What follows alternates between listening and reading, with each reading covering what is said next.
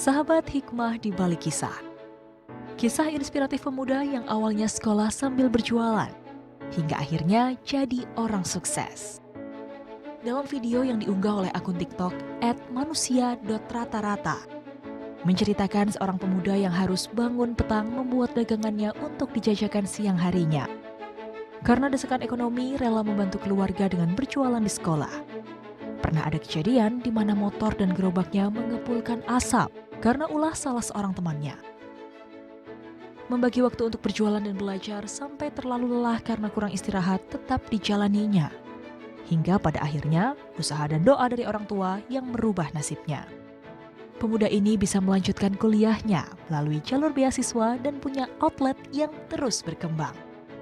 Jadi pengisi acara di seminar dan mendapat beasiswa wirausaha.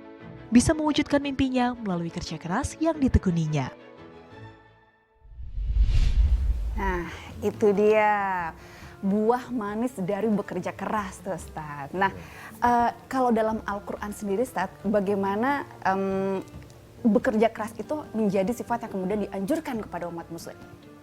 Baik, bahkan Al-Quran juga Rasulullah tidak hanya mengajarkan bekerja keras, tapi harus bekerja cerdas kan gitu ya. Karena kalau kerja keras kan cuma meres keringet nih. Tapi kalau kerja cerdas itu bagaimana supaya dapat passive income gitu, menyiapkan investasi masa depan, ini kerja cerdas. Maka ada satu kisah di zaman baginda Rasulullah SAW. Kisah ini mengajarkan kepada kita semua sahabat hikmah bahwa ya tugas kita memang bekerja. Sebagaimana yang beliau sabdakan dalam salah satu hadis, i'mal lidunyaka ka'annaka ta'ishu abadan. Ini prinsip hidup. I'mal lidunyaka. Kalau udah ngerjain urusan dunia, anggap aja tuh kita hidup selamanya. Jadi proyeksinya tuh jauh, long term gitu. Gimana nanti anak saya supaya nggak sengsara, gimana cucu saya. Jadi dia semangat terus. Wa'mal li akhiratika ka'annaka tamutu ghadan. Tapi kalau kita udah ngerjain akhirat, nyiapin tabungan buat nanti di alam kubur, itu anggap bahwa kita akan meninggal esok hari. Jadi semangat untuk nyari investasi akhirat tuh nggak pernah selesai. Nah ini kalau di-combine berarti dunia harus dicari, tapi yang kita cari di dunia ini tidak boleh kita miliki. Tapi harus menjadi investasi yang bisa kita ambil nanti di akhirat. Maka bekerja cerdas itu tujuannya bukan hanya dunia. Karena orang kalau bekerja keras, dia bekerja keras, peres keringat banting tulang gimana dunianya sukses. Padahal kan tujuannya bukan cuma dunia. Kita lupa bahwa ada kehidupan yang paling abadi yaitu kehidupan akhirat. Maka bekerjalah dengan cerdas seperti yang Rasulullah ajarkan tadi. Kalau sudah urusan dunia, anggap hidup selamanya. Tapi kalau sudah urusan akhirat, sedekah, umroh, haji, wah ini teman-teman harus menganggap itu yang terakhir. Kayak puasa nih kemarin, kan kita akan memberikan puasa yang terbaik kalau kita berpersepsi bahwa mana ada yang tahu kalau tahun depan kita bisa puasa lagi gitu kan. Jadi itu prinsip yang harus kita lakukan dalam bekerja secara cerdas. Dunia akhirat orientasinya. Kalau dalam kehidupan, kalau Rasul memberi contoh gitu, memberikan panutan soal bekerja keras itu, prinsip-prinsip yang beliau terapkan itu apa saja, Ustaz? Yang pertama harus halalan thayyiba. Contoh subhat ya. Kan al-halalu bayyinun. Halal itu sudah jelas. Sumbernya dari mana? Ya kita kerja dalam hal-hal yang halal, jadi kenek, jadi supir, itu halal. Wal haramu bayyinun. Tapi ada juga kerja yang jelas-jelas itu haram. Korupsi misalnya kan dapat uang, tapi sumbernya kan haram. Yang diantara itu adalah subhat, yang abu-abu. Dibilang halal tapi kok ada sedikit ragu. Contoh misalnya kerja di bar, ngelainin orang minuman keras apa segala macam. Itu kan remeng-remeng gitu loh, abu-abu. Nah maka kerja cerdas itu adalah bagaimana kita berusaha untuk mencari kerjaan yang jelas-jelas halal dan baik. Baik tempatnya, baik ownernya gitu loh. Karena ada, mohon maaf, orang yang punya restoran misalnya, kita kerja sebagai server pelayan. Tapi kok sholatnya dibatesin. Kamu kalau sholat nggak boleh lama-lama, 3 menit selesai. Nah ini kan kerjaannya halal.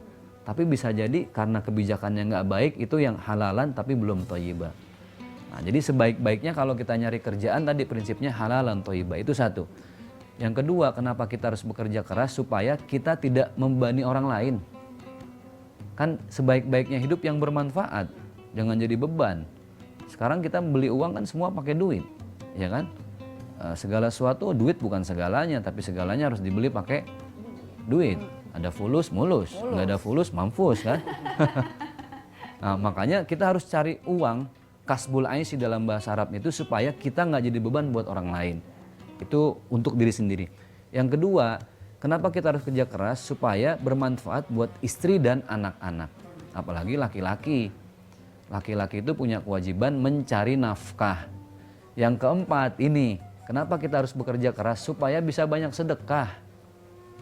Kan cuma orang yang bekerja keras yang punya uang dan dia bisa sedekah ke banyak orang. Kan Pak Ustadz, sedekah bisa dengan senyum, bisa dengan tenaga. Ya lebih baik lagi kalau nggak cuma senyum gitu kan.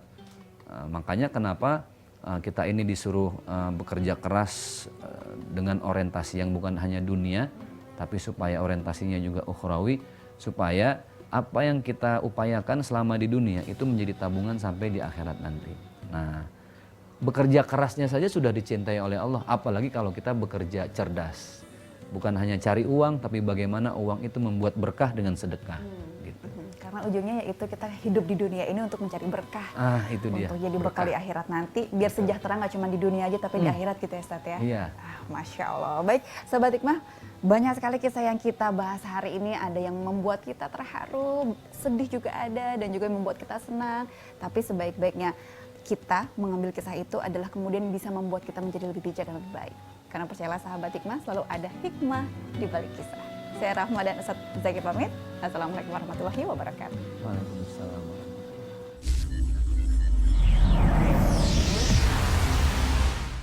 Thank you.